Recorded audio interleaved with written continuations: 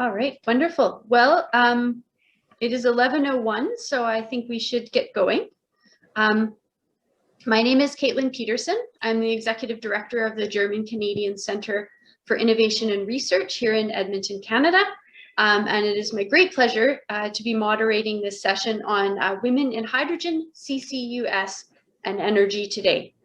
So before we get going, I have a couple of housekeeping tips and reminders for you. Firstly, a reminder that the session is being translated.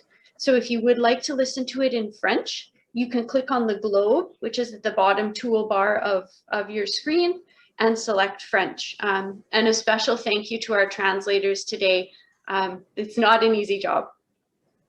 And secondly, I'd like to remind everyone to log into the Slido app. And the code for this session is hashtag CETA in capital letters, Cleantech in small letters. You can submit questions via Slido or via the chat as you prefer. We would like to have the session be quite interactive, so we're excited to talk with you. So please don't hesitate if you have a question to put your hand up or to send in a question via Slido or the chat. And lastly, I will remind everyone that this session is being recorded. So if you do not want to be recorded, we'd ask that you don't share your video, but we would still encourage you to engage via the chat or on Slido as you prefer. So unfortunately, one of our speakers today is not able to join us, but we are very lucky to have with us Martina Wettin. And she is the co-founder, spokesperson, and Chief Business Development Officer at CCUS&energy. She's also a member of the European Clean Hydrogen Alliance Roundtable on Buildings, which is an instrument under the European Commission. And she's also a board member of the Swedish Hydrogen Association. So I would like to invite Martina now to share her presentation. And once her presentation is complete, then we will begin our discussion. So I'll turn it over to you, Martina. Thank you very much. Thank you, Katelyn, and bear with me as I load up the slideshow. Let me know if and when you see the... Yeah, looks good. Is that right? Yeah, excellent. That's perfect. Excellent. Thank you so much. And thank you for this amazing opportunity to talk on women in hydrogen and opportunities and challenges that we face. Yes, my name is Martina Wettin, and again, Katelyn, thank you for that lovely introduction. Let me share my perspective as a human being and as an owner, a co-founder of a company in the industry. I'll show you a few slides, and my perspective will much be on the decentralized production of green hydrogen, and also the learnings that I've had in my life and my career up to now. And happy to receive any question. Moving on. Again, this is me, just because I've left in a few contact details and also another additional material for your benefit. So please share it if you want to after this we talk. What we do, CCUS&energy, is based in the Nordics, in the northern hemisphere, where the sun barely shines, and yet we manage to create system solutions that are completely off-grid. My perspective again will be on the decentralized production of hydrogen and the relevance of utilizing green hydrogen, solar, wind, hydro, for a number of different applications. We work as system integrators, and I am fortunate enough to have quite a broad background. I've been an entrepreneur before. I've had startups. I've worked in a number of different industries. Automotive industry, wind power, forest, mining, quite a variety. And this is by far the most important thing that I've done, to utilize renewable energy, store it for a number of different applications. As you can see by this wee chart, it's important to think for us to think about hydrogen in that quite broad perspective, the holistic view. Action speaks louder than words. Let me just share a bit of where we are and what we do. This is a house in Sweden, and that's completely off-grid, run by solar. You wouldn't think it, since it's mostly dark, very similar to some parts of Canada. We are basically all electric, which is different from your parts of, obviously parts of Europe and also Canada, I'm sure.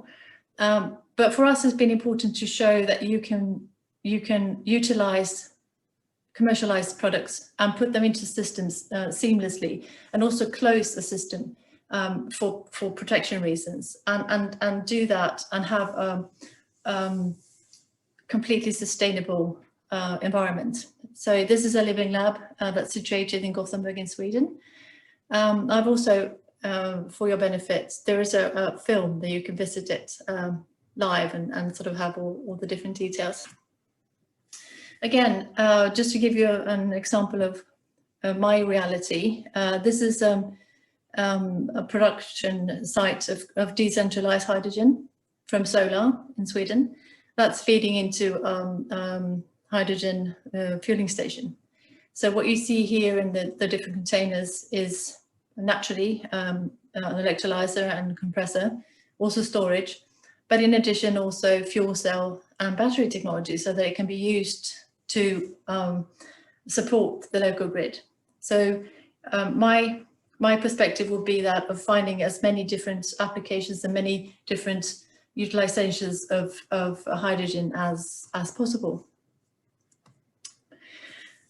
What is also a reality for us is that we've moved hydrogen storage into quite new environments. This is a school, a preschool that's currently being built. This is still a mock-up, as you can see.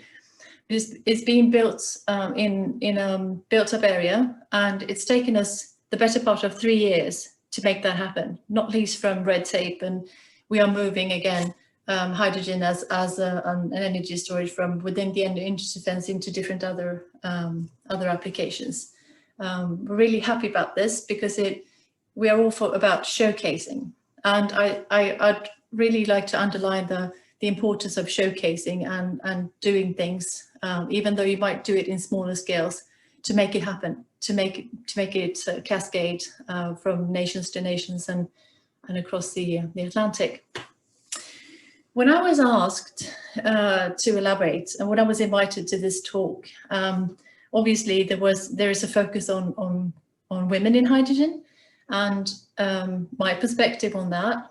And I thought to myself, are there any key words, looking back, are there any key words that I could sort of emphasize and elaborate a bit on, both on the personal side, but also on the industry side? And I ransacked myself, and I went around, and I think I found a few that might be valid. When it comes to investment, and being a lady in the industry, and being a person, investment in people, that's extremely important, and investment in corporations, technology, companies is just as important. I'm very lucky to be able today to announce that we have actually in Nestlé got a new principal owner today. That was released this morning, our local time, and it's a long-term investor that's really dedicated to our cause. And looking back, investment it's difficult. Do I see many women in the merger and acquisition field? No. Do I see many women in my position as a company owner, and in other senior positions? Sometimes I do, probably not often enough. But investment, money is key, and to be able to have money when you need it, when you're growing your business, is so crucial, and something that I would really like to underline when it comes to also support, which is one of the other words that I'd like to highlight. Position, people, position. Again, having a senior position is sometimes extremely important. And I'm happy to be part of a group that's called Women in Green Hydrogen that has sort of cascaded extremely fast. Today there are well over 350 ladies joining this organization. It was organized, initiated in Germany initially. So there are an array of extremely competent women available to do what I'm doing right now, and actually it must work because I think you found me through this network. So having a position, being kind, and also sharing positions is extremely important. I've been fortunate enough to have mentors in my life, and I work as a mentor when pro bono when I can and when there is time available. And I feel that that is such an important task because sometimes all you need is that open door for you to enter. Diversity for me is not all about gender. I'm a very practical and sometimes a very pragmatic person, and I am all about having the best decision. So if we can add any perspective that might make sure that the decision that's really made is the best one we can reach around our table, that will be my goal, my initiative. So diversity to me is all about having different perspectives, being a lady or a gentleman, or being old, or being young, or from all sorts of different lives of walks of life, really. So that's another important word I'd like to emphasize. Network, we've touched upon that previously, and support. Lastly, when I look back in my own experience, there has been support needed. Sometimes extremely hard to reach when you're a small company. There are a number of different programs you are able to apply to. There are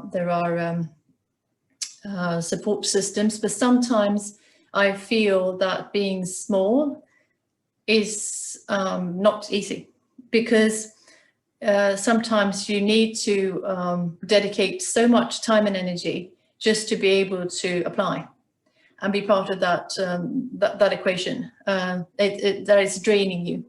So, which has in many cases made me go other ways and not be part of it. I feel very optimistic when I heard on the 18th of this month about the European Innovation Council focusing on really making things happen in a more aggressive way, not least for women. I will study that and follow that closely, because I think that might be a very, very good perspective. And I'm sure there are similar ones in Canada that Grace would have elaborated on, which I can't. So I'm sorry, I can't really bring that perspective.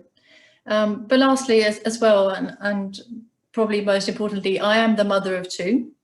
I've got children with disabilities and challenges.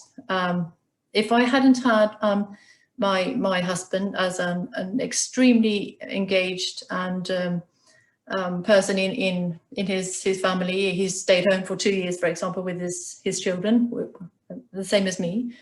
But also the fact that we've had, we come from a situation where you normally don't have nannies and that sort of solution. So the fact that we've had affordable childcare has been extremely important for us to be able to do and focus in the way that we have done.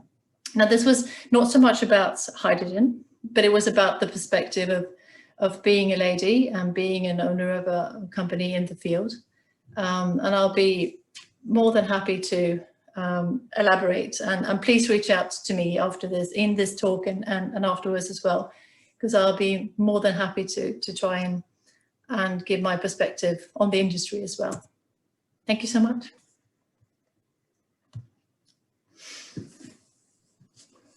Wonderful. Thank you so much, Martina. So now we'd like to open the floor for questions and for discussion. So if anybody has a question they would like to offer via Slido or via the chat, please feel free to do so.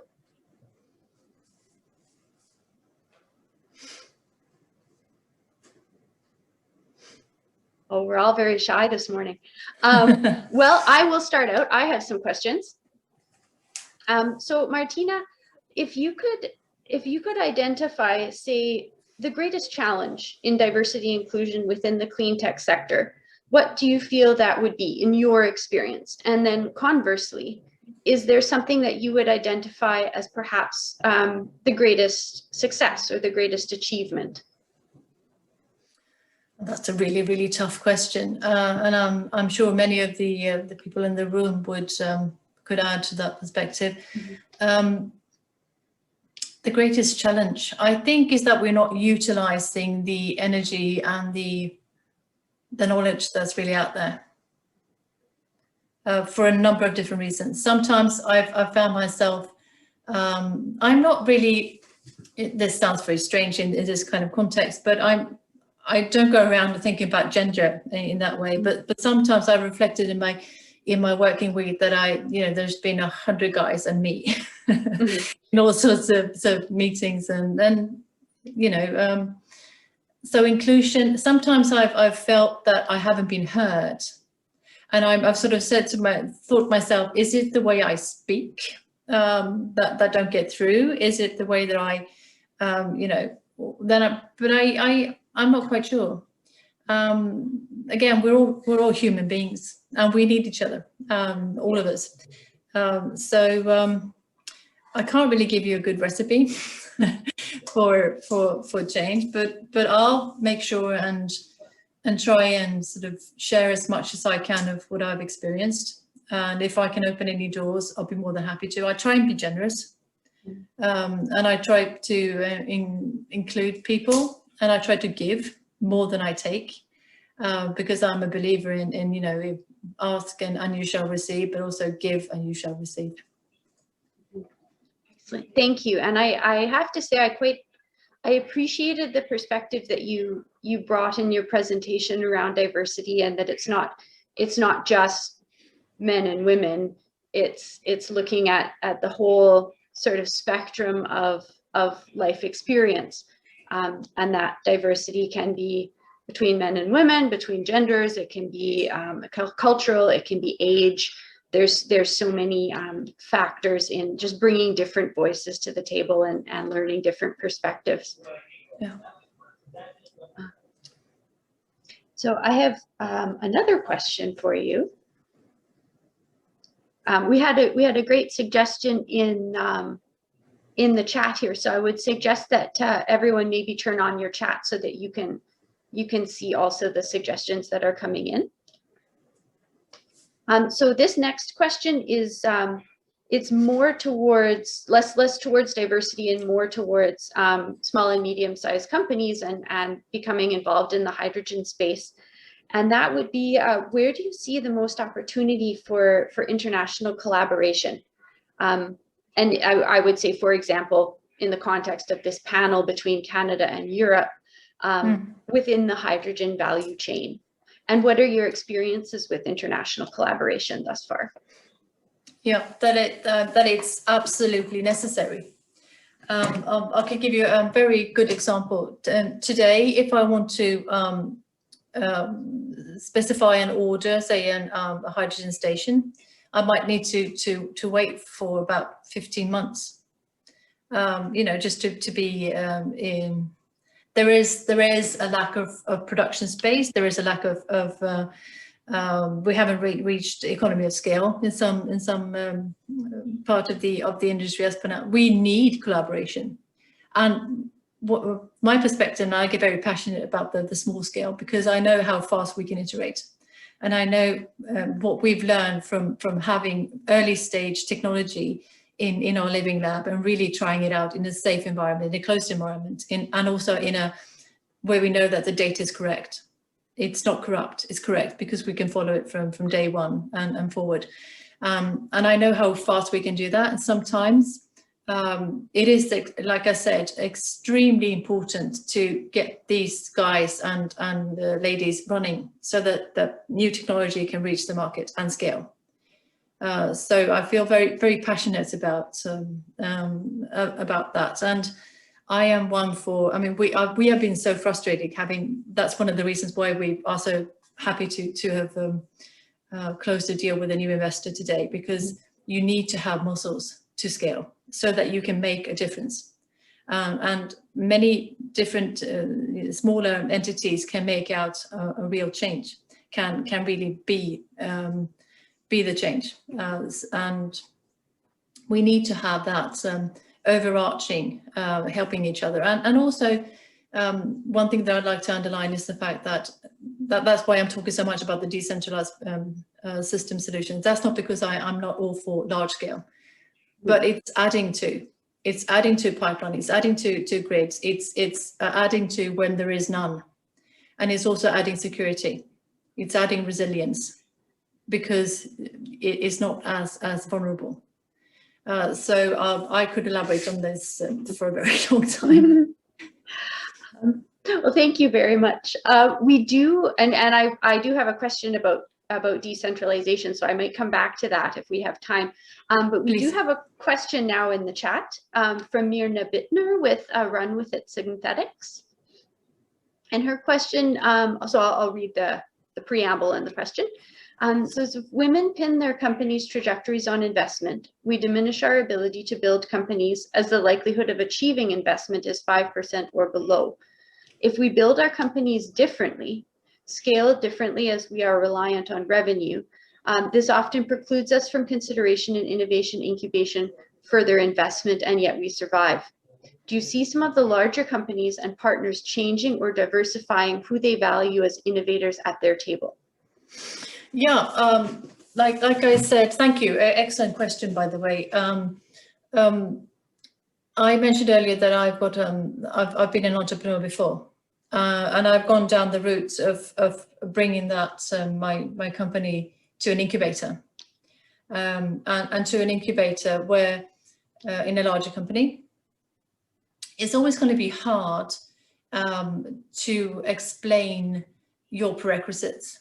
Sometimes I tend to feel that the larger companies are maturing when it comes to innovation as well. My initial experience was that it was very, how should I put it? We still walk the same walk as we have done, but we talk more intensely with smaller companies and innovation. Today, I feel that it's so important that larger companies, entities with money, really liberate themselves also in their own organizations, so that they do not make themselves too heavy, if you like, so that you are able to handle their administration, their requirements, and all of the things that you bring forward. I used to work as an advisor for a Swedish agency that invested in small companies. They actually put it into their requirements about pinpointing ladies, pinpointing minorities. That can be one way of doing it. Sometimes that works, sometimes it doesn't. Yeah, have I lost your question now? I'm so sorry. I'd like to elaborate. Yeah, I think it was about so larger companies and larger partners changing or diversifying who they value at the table as innovators.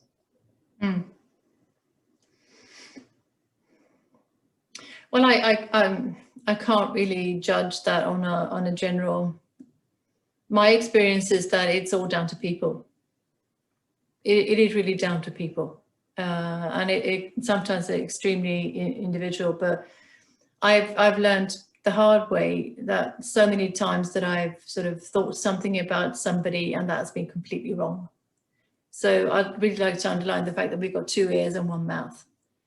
We need to really listen to what people are trying to put across, even though we might feel that there is, and we tend to sort of go with the people that we know and the people that we understand, and they're the ones that are like us, because it's an easier ride, but it's not the most productive one.